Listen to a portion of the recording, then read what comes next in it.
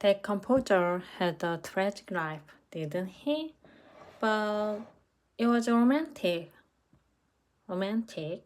A tragic life is romantic when it happens to somebody else. Because this has been a dry year around here, I've asked Conrad to do his famous rain dance. And when he makes it rain, we all owe him a great debt of gratitude. And when he makes it rain, we all owe him a great debt of gratitude. Thanks, comrade. And when they ask you why you climb this mountain, just say because it was there.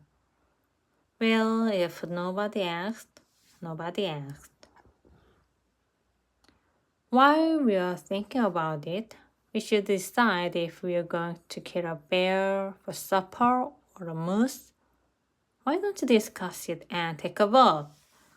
Okay, macaroni and cheese it is.